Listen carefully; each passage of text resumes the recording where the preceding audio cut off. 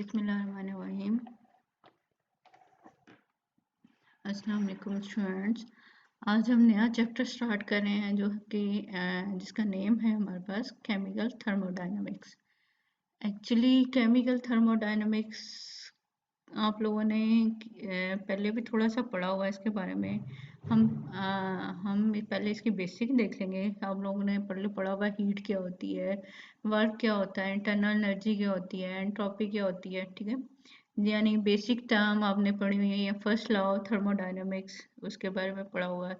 तो हम क्विकली जो है ये इंट्रोडक्शन देखेंगे, ठीक है। और उसके बाद जो मेन आप लोगों का टॉपिक है एंट्रोपी और गिव फ्री एनर्जी और उनका टेम्परेचर के साथ क्या रिलेशन है, या वांट ऑफ इक्वेशन क्या होगी, और क्लासियस क्लैपेरॉन इक्वेशन क्या होती है, और साथ साथ पार्शियल मोलर क्वांटिटीज़ क्या होती है। तो हमने थोड़ा सा इसको एडवांस लेवल पे देखना है, लेकिन उससे पहले जो बेसिक टर्म्स हैं और जो बेसिक अभी कह लो कि डेफिनेशंस वगैरह थी, तो हम उसको पहले जो है ना एक दफ़ा देख लेंगे, ठीक है, ताकि आप लोगों को पीछे से एक दफ़ा रिवाइज हो जाए। तो हम स्टार्ट करते हैं केमिकल थर्मोडायनेमिक्स से, ठीक है। Thermodynamics literally mean flow of heat, ठीक है। डायनामिक्स मीन मूवमेंट से ये डील कर रहा होता है, या फ्लो से डील कर रहा है। Thermo mean heat. आप सिंपली कह सकते हैं फ्लो ऑफ हीट जो है हमारे पास, हम उसको स्टडी कर रहे हैं थर्मोडायनेमिक्स के अंदर, ठीक है। अब क्या है हमारे पास, thermodynamics is defined as the study of changing और transformation of energy which accompany physical and chemical change in matter। कि ट्रांसफॉर्मेशन ऑफ एनर्जी हो रही है, चाहे वो केमिकल चेंज की वजह से हो रही है किसी भी मटेरियल में, या फिर हमारे पास क्या है कोई फिजिकल चेंज की वजह से ट्रांसफर ऑफ एनर्जी हो रहा है, ठीक है। चाहे वो हीट की फॉर्म में आ रहा है या एनर्जी जो है वो वर्क की फॉर्म में परफॉर्म हो रही है, ठीक है। तो यानी ट्रांसफॉर्मेशन हो रही है किसी भी फॉर्म के अंदर। तो ये ट्रांसफॉर्मेशन ऑफ एनर्जी को जो कि किसी भी सिस्टम में हो रही होती है, चाहे केमिकल चेंज की वजह से या किसी भी फिजिकल चेंज की वजह से, तो इसको स्टडी हम करते हैं थर्मोडायनामिक्स के अंदर। In other word the study of flow of heat और any other form of energy into और out of a system as it undergo a physical or chemical transformation is called thermodynamics, ठीक है। इस flow of energy हो रही है, चाहे वो हीट की फॉर्म में है, चाहे वो किसी और फॉर्म में है, चाहे वो सिस्टम में ऐड हो रही है या सिस्टम से रिमूव हो रही है। किसकी वजह से ऐड हो रही है या रिमूव हो रही है, कि सिस्टम के अंदर कोई ना कोई फिजिकल या कोई केमिकल चेंज हो रहा है, ठीक है। तो इसको हम क्या कहते हैं, ये थर्मोडायनेमिक्स की बाउंड्री में आता है, तो इसको हम थर्मोडायनेमिक्स के अंदर स्टडी करते हैं। It provides information about the spontaneous direction of physical and chemical process, कि स्पॉन्टेनियस डायरेक्शन के बारे में इंफॉर्मेशन देगा, and provides a control over equilibrium system, ठीक है। और इक्विलिब्रियम सिस्टम के बारे में भी इंफॉर्मेशन देगा। अब आपको पता है कि जब भी हम कोई रिएक्शन स्टार्ट करते हैं, तो उसको स्टार्ट करने से हम पहले उसके थर्मोडायनामिक पैरामीटर्स चेक करते हैं कि क्या कोई रिएक्शन स्पॉन्टेनियस है, क्या वो फिजिबल है। अगर वो फिजिबल नहीं होता तो वो हम रिएक्शन जो है उसको प्रोसीड नहीं कर सकते, ठीक है। और स्पॉन्टेनियस रिएक्शन आप सिंपली ये कहते हैं कि जो नेचुरली हो रहे होते हैं, या वो प्रोसेस जिसमें हीट इवॉल्व हो रही होती है, तो या गिव फ्री एनर्जी जो है नेगेटिव साइन में होती है, तो हमारे पास क्या है, वो हमारे पास क्या होते हैं, स्पॉन्टेनियस रिएक्शंस होते हैं, ठीक है। यानी कि हमें ये रिएक्शन की डायरेक्शन के बारे में बता सकता है, या इक्विलिब्रियम सिस्टम को भी डील करा है, क्योंकि आपको पता है कि फ्री एनर्जी जो है रिलेटेड कर होती है हमारे पास जो इक्विलिब्रियम कांस्टेंट है उसके साथ भी उसका रिलेशनशिप है, ठीक है। लेकिन आपको पता है कि ये रेट ऑफ रिएक्शन नहीं बताती, काइनेटिक्स जो है वो रेट ऑफ रिएक्शन बताती है आप लोगों को, ठीक है। अब हम लिमिटेशन देख लेते हैं। ये हमारे पास क्या है, क्लासिकल थर्मोडायनेमिक्स है। इसी तरह जो एडवांस है क्वांटम लेवल पे होती है उसे हम क्या कह देते हैं, स्टैटिस्टिकल थर्मोडायनेमिक्स, ठीक है। तो दोनों में डिफरेंस है। The thermodynamics is applicable to macroscopic system consisting of matter in bulk and not to microscopic system of individual atoms और मॉलिक्यूल्स। ठीक है, कि ये मॉलिक्यूल और एटॉमिक लेवल पे डिस्कशन नहीं करती है। ठीक है, यानी माइक्रोस्कोपिक सिस्टम को ये डिस्क्राइब नहीं करी, ये मैक्रोस्कोपिक सिस्टम को डिस्क्राइब करे, यानी लार्ज पार्टिकल्स के लिहाज से, बल्क मटेरियल्स के लिहाज से ये जो है उन पे एप्लीकेबल होती है। It ignores the internal structure of atom and molecules. ठीक है, कि ये माइक्रोस्कोपिक लेवल पे जाती नहीं है और इसलिए ये मॉलिक्यूल और एटम के हमारे पास जो है इंटरनल स्ट्रक्चर है उसको स्टडी नहीं करी या इसको इग्नोर करती है। ठीक है, thermodynamics does not tell anything regarding the rate at which the reaction complete। ठीक है, रेट ऑफ रिएक्शन तो आपको पता है कि थर्मोडायनेमिक्स नहीं बता रही, वो उसको हम स्टडी कर रहे होते हैं केमिकल काइनेटिक्स के अंदर। ठीक है, The thermodynamics is concerned only with the initial and final state of system। ठीक है, ये पाथ फॉलो को डिटरमिन नहीं कर रही होती है, बल्कि इनिशियल और final state of the system से डील करी है, but not with route by which the reaction taking place. ठीक है, कि ये हमारे पास क्या उस पाथ को नहीं बता रही कि जिसकी वजह से या जिस तरह से रिएक्शन प्रोसीड हो रहा है, ये जस्ट ये बता रही है कि उसकी इनिशियल स्टेट क्या थी और उसकी फाइनल स्टेट क्या है। अब हम क्या करते हैं कि कुछ टर्म्स देख लेते हैं, थर्मोडायनेमिक्स टर्म कौन कौन सी हो सकती हैं, कि सिस्टम क्या है, सराउंडिंग क्या है और बाउंड्री क्या होती है। ठीक है, अ system is that part of the universe which undergo thermodynamic study. ठीक है, कि वो मटेरियल जिसके ऊपर हम कोई स्टडी कर रहे हैं, वो हमारे पास क्या है, वो सिस्टम होता है हमारे पास। The rest of the universe is called surrounding, और जो बाकी सारी चीज़ें हैं वो सराउंडिंग में आ जाती हैं, और जिस सब्सटेंस के ऊपर या जिस मटेरियल पे हम काम कर रहे होते हैं वो हमारे पास क्या होता है, सिस्टम हो जाता है। एंड द रियल और imaginary surface separating the system from the surrounding is called boundary. कि रियल सरफेस भी हो सकती है और कोई इमेजिनरी सरफेस भी हो सकती है जो कि क्या कर रही है, सिस्टम को सराउंडिंग से सेपरेट आउट कर दे, तो ये बाउंड्री कहलाती है। ठीक है, अब हम देख लेते हैं टाइप्स ऑफ थर्मोडायनेमिक सिस्टम कैसे हो सकते हैं, कितनी टाइप्स हो सकती हैं। एक्चुअली हमारे पास क्या है, इसकी 3 टाइप्स हैं। एक को हम कहते हैं आइसोलेटेड सिस्टम, दूसरा क्या होता है ओपन सिस्टम, और तीसरा हमारे पास होता है क्लोज सिस्टम। ठीक है, तो टाइप्स ऑफ थर्मोडायनेमिक सिस्टम कितनी हो सकती हैं, ये हमारे पास 3 हैं, depending upon the nature of boundary. ये किसकी बेस पे हम क्लासिफिकेशन करें, बाउंड्री की नेचर पे। ठीक है, the systems are classified into 3 types. First one is the isolated system। जैसा कि इसके नेम से जाहिर है कि ये आइसोलेटेड है। ठीक है, ये बिल्कुल सेपरेट है, इसके अंदर किसी भी चीज़ की कोई भी चीज़ एंटर नहीं हो सकती है, कोई भी चीज़ बाहर नहीं जा सकती। ठीक है, तो इसलिए इसको आइसोलेटेड सिस्टम कह रहे हैं। इफ अब the boundary prevents any interaction with the surrounding, this system is called isolated system. ठीक है, कि ये जो बाउंड्री है ये किसी भी तरह की इंटरेक्शन नहीं होने देती सराउंडिंग की और सिस्टम की, तो ये हमारे पास क्या होगा, आइसोलेटेड सिस्टम होगा।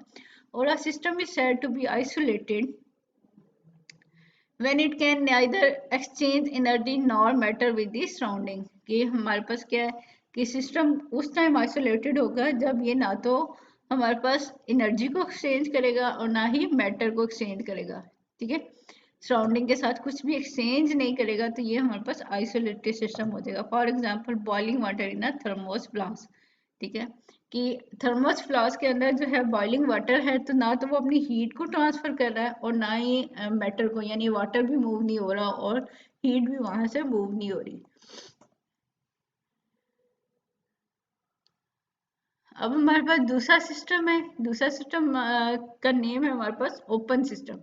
जैसा कि इसके नेम से जाहिर है कि ये ओपन है, मतलब इसके ऊपर क्या हो सकता है, मैटर भी ट्रांसफर हो सकता है और बाउंड वो जो है एनर्जी भी ट्रांसफर हो सकती है सिस्टम की सराउंडिंग के साथ। ठीक है, if the matter and energy both can pass across the boundary, the system is called open system। कि बाउंड्रीज के अंदर से क्या हो सकता है कि एनर्जी और मैटर का ट्रांसफर हो सके, तो वो हमारे पास क्या होते हैं, ओपन सिस्टम होते हैं।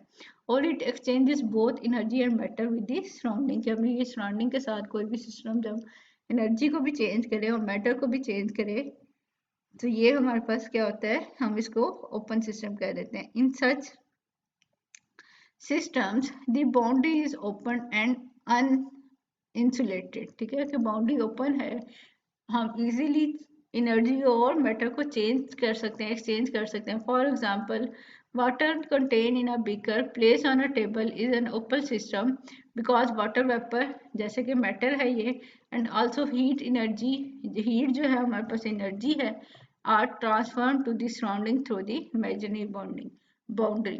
ठीक है कि अगर हमने टेबल पे पानी वाला ग्लास रखा हुआ है तो क्या हो सकता है कि वाटर कि वेपर जो है सराउंडिंग में जा सकते हैं. ठीक है, और इसी तरह हमारे पास क्या है कि हीट जो है वो ट्रांसफर हो सकती है सराउंडिंग से वाटर में या वाटर से सराउंडिंग में.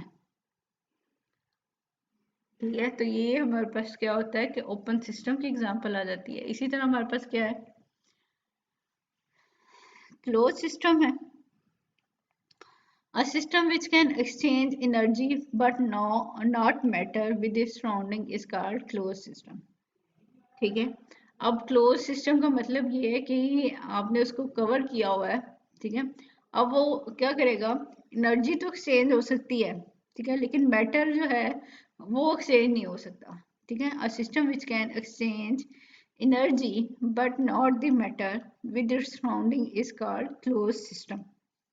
For example, a liquid in equilibrium with its vapor in a sealed tube is an example of a close system. कि लिक्विड है किसी भी सील ट्यूब के अंदर है, यानी कि उसको कवर किया हुआ है, बंद किया हुआ है, तो वो हमारे पास क्लोज सिस्टम की एग्जांपल है.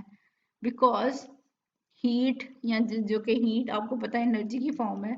ठीक है, heat can be added to cause more liquid to vaporise. कि हीट अगर सिस्टम में ऐड हो रही है तो लिक्विड क्या होगा, वेपराइज हो सकता है.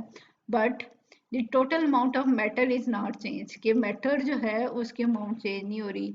सो no more vapours can escape. कि हमारे पास क्या है, हीट के ऐड होने की वजह से क्या है, लिक्विड वेपर में कन्वर्ट हो रहा है, लेकिन वेपर जो है वो एस्केप आउट नहीं हो रहा है क्योंकि सील ट्यूब है. ठीक है, तो इसलिए ये हमारे पास क्या है कि एनर्जी तो ट्रांसफर हो सकती है लेकिन मेटल का ट्रांसफर नहीं हो सकता. तो ये हमारे पास क्या होता है, क्लोज सिस्टम की एग्जांपल होती है. नेक्स्ट हम टर्म देख लेते हैं, प्रॉपर्टीज ऑफ अ सिस्टम.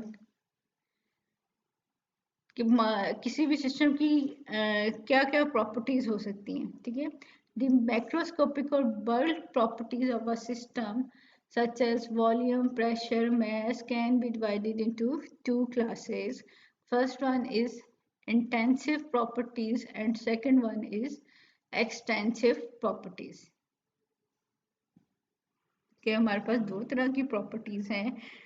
जो सिस्टम की बल्क प्रॉपर्टीज हैं, bulk properties mean macroscopic properties हैं, जैसे मैस हो गया, वॉल्यूम हो गया, प्रेशर हो गया. ठीक है, तो इनको हम दो क्लासेस में डिवाइड कर लेते हैं.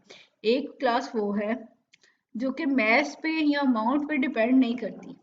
ठीक है, a property which does not depend upon the mass or amount of matter present in the system is called intensive property. ठीक है, ये इंटेंसिव प्रॉपर्टी कहते हैं. आई से ही स्टार्ट हो रहा, यानी हम अमाउंट ज़्यादा लें या कम लें किसी भी सब्सटेंस की, तो सिस्टम की प्रॉपर्टीज जो है जैसे प्रेशर है, टेम्परेचर है, वो डिपेंड नहीं करी कि मैस हमने ज़्यादा ली हुई है या कम ली हुई है. ठीक है, तो इसकी एग्जांपल क्या आ सकते हैं, प्रेशर, टेम्परेचर, डेंसिटी या concentration are example of intensive property. ठीक है, लेकिन इसके अपोजिट क्या होगा, a property that does depend on the mass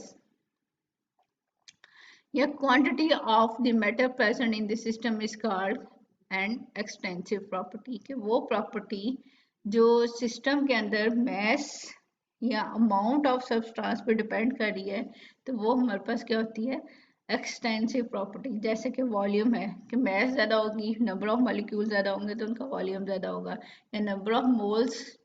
ठीक है, कि जितने ज़्यादा होंगे मैस ज़्यादा होगी तो नंबर ऑफ मोल्स भी वहाँ पे ज़्यादा होंगे. इंथैल्पी है, एंट्रोपी है, give free energy are example of extensive properties. By definition, the extensive properties are additive while intensive properties are not. ठीक है, कि एडिटिव का मतलब क्या है कि इनके अंदर जितने भी प्रॉपर्टीज हैं हम उनको ऐड कर सकते हैं। ठीक है, यानी कि कंपाउंड को ऐड करें, उसके कंपोनेंट को ऐड करें, तो हम एक्सटेंसिव प्रॉपर्टीज को बारे में इंफॉर्मेशन ले सकते हैं। तो सिस्टम की प्रॉपर्टीज को, जो बल्क प्रॉपर्टीज हैं, एक्चुअली हमने उनको दो टाइप्स में डिवाइड कर लिया। एक कहते हैं हम इंटेंसिव प्रॉपर्टीज और दूसरी हमारे पास क्या होती है, एक्सटेंसिव प्रॉपर्टीज। ठीक है, तो इंटेंसिव जो होती है, जो इंटेंसिव प्रॉपर्टीज हैं वो डिपेंड नहीं करी मैस के ऊपर। जैसे कि हमारे पास क्या है, प्रेशर, टेम्परेचर, डेंसिटी और कंसंट्रेशन है। और जो दूसरी प्रॉपर्टीज हैं जो मैस पे डिपेंडेंट हैं, वो हमारे पास उनको कहते हैं एक्सटेंसिव प्रॉपर्टीज। जैसे कि volume, number of moles, enthalpy, entropy, give free energy, ये हमारे पास क्या है कि ये एक्सटेंसिव प्रॉपर्टीज हैं।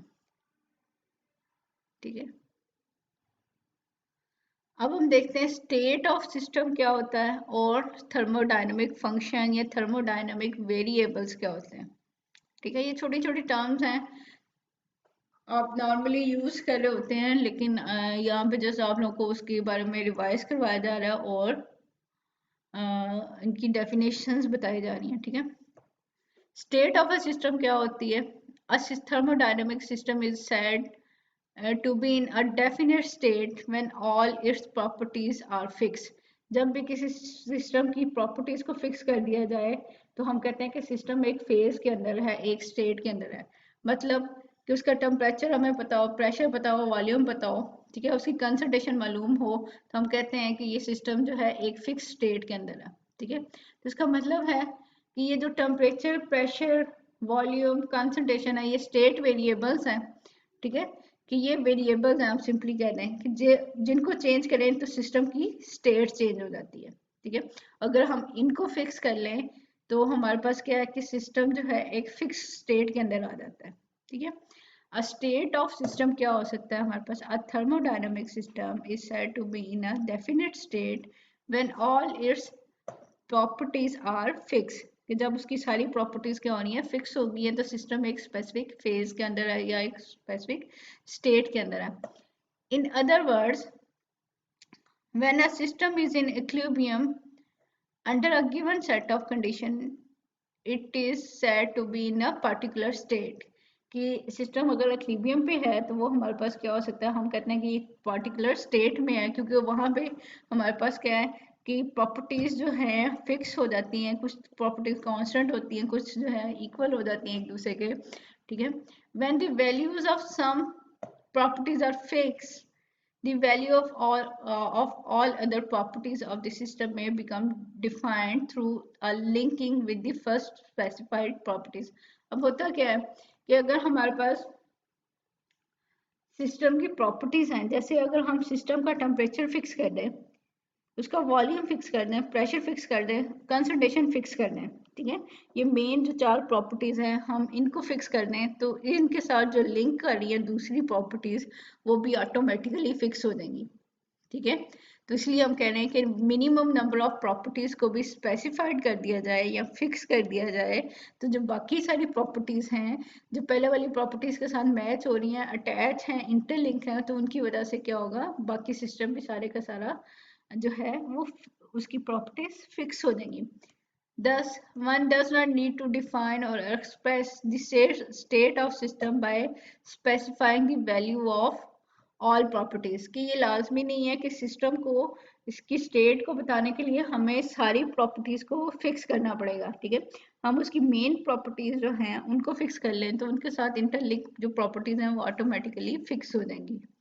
ठीक है, तो सिस्टम जो है स्टेट ऑफ सिस्टम क्या कहते हैं कि जब सिस्टम जो है उसकी प्रॉपर्टीज जो है फिक्स हैं, वो एक पर्टिकुलर स्टेट के अंदर है सिस्टम, तो वो हम उसे क्या कहते हैं कि ये स्टेट ऑफ सिस्टम है, यानी कि जब उसकी प्रॉपर्टीज जो है फिक्स हैं, डेफिनेट हो गई हैं। अब प्रॉपर्टीज कौन कौन सी थी जो कि हमने फिक्स की, जो मेन उसकी प्रॉपर्टीज हैं, जैसे टेम्परेचर मैंने कहा, कंपोजिशन कहा, वॉल्यूम कहा और प्रेशर का। ठीक है, ये अगर प्रॉपर्टीज फिक्स हो जाए तो हमने कहा कि बाकी सारी प्रॉपर्टीज फिक्स हो सकती हैं। या अगर ये चेंज करेंगे तो बाकी सारी प्रॉपर्टीज भी हमारे पास क्या हो जाएंगी, चेंज हो जाती हैं। तो इसलिए हम ये कहते हैं कि ये हमारे पास क्या है, स्टेट वेरिएबल्स हैं या स्टेट फंक्शन है, ठीक है, जो कि चेंज हो रहे हैं और सिस्टम को की स्टेट को डिफाइन कर रहे हैं।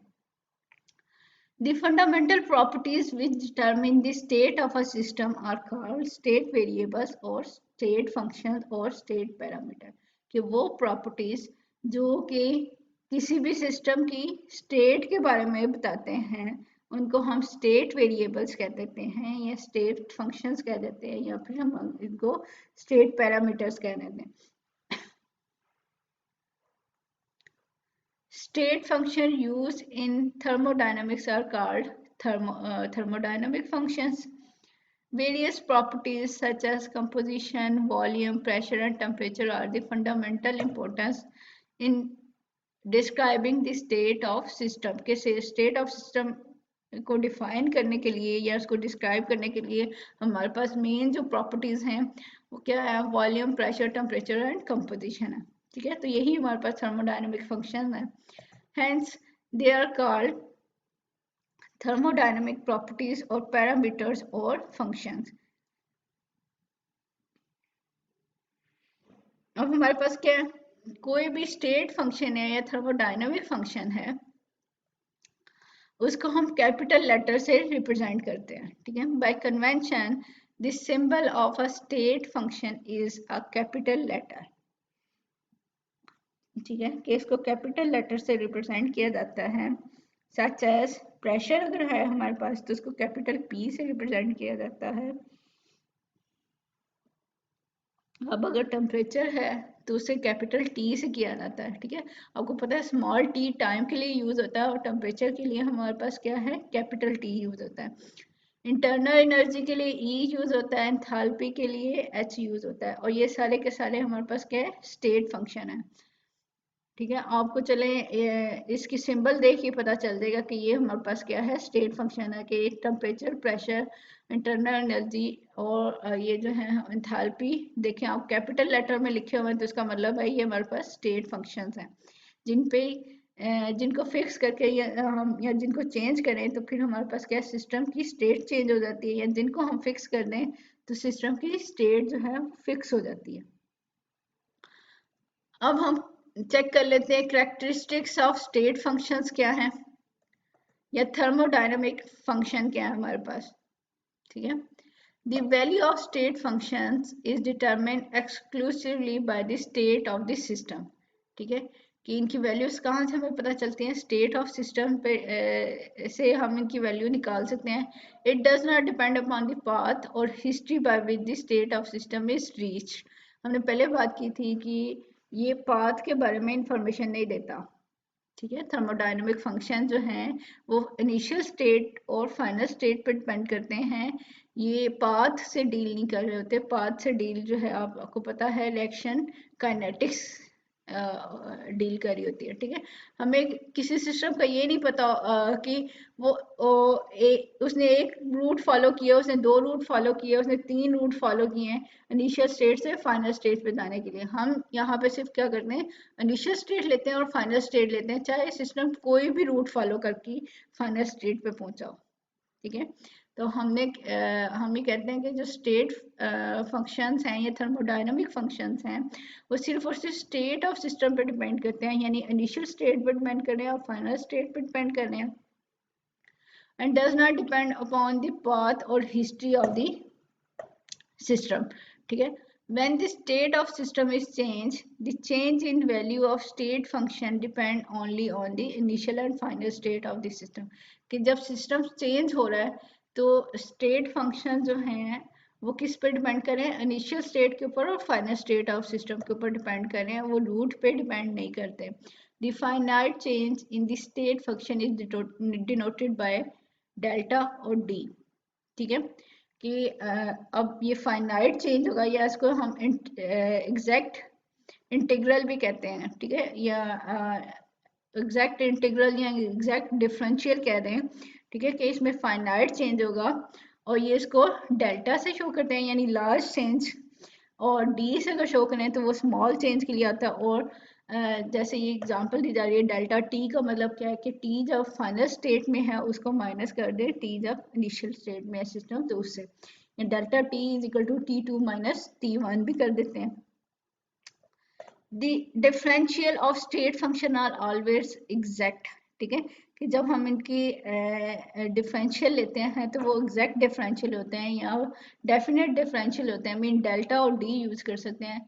Where differential of the path variables are inexact, ठीक है, जो कर्ल लगाया जाता है तो वो आपको ये शो करता है कि ये पाथ वेरिएबल्स हैं हमारे पास, ये पाथ वेरिएबल्स हैं हमारे पास, तो ऐसे जो है वो इनएग्जैक्ट वेरिएबल से रिप्रेजेंट किया जाता है, और जो स्टेट फंक्शंस होते हैं वो एग्जैक्ट वेरिएबल से इनको डिटरमिन किया जाता है, ठीक है। डेल्टा और डी इनके लिए लिखा जाता है, और जो पाथ वेरिएबल्स हैं उनके लिए कर्ली कुछ लोग पढ़ते हैं कर्ल लिखा जाता है। एक्चुअली ये सिंबल मुझसे गलत डल गई है, तो ये आपको पता है कि जब कर्ल डला होता है, ये कर्ल लेके हम यानी वेरी स्मॉल चेंज ले रहे होते हैं तो उसके लिए हम कर्ल यूज करते हैं। एक्चुअली ये सिंबल उल्टी डल गया मुझे अब नजर आ रही है। आगे जाके हमने कहीं देखना है तो वहां पे मैं आपको बता दूंगी कि ये एग्जैक्ट वेरिएबल्स हैं हमारे पास, डेल्टा और डी लिखा होगा, तो और जो पाथ वेरिएबल्स होते हैं उनके लिए हम इन एग्जैक्ट जो है डिफरेंशियल यूज कर रहे होते हैं। अब हमारे पास एग्जांपल दी जा रही है कि डेल्टा ई है, ठीक है, तो इसके लिए यहाँ डेल्टा ई लिखा हुआ है, यहाँ डी ई लिखा हुआ है, और ये स्टेट वेरिएबल्स है, ठीक है। तो ये इनिशियल एंड फाइनल स्टेट के ऊपर डिपेंड कर रहा है, तो इसकी लिमिट हम कितनी लगा रहे हैं कि हायर लिमिट हमारे पास क्या है 2 और लोअर लिमिट हमारे पास क्या है 1 है, ठीक है। The integrate must have a definite value independent of mass change, ठीक है। Delta E is then said to be an exact differential, कि ये हमारे पास exact differential की एग्जांपल है।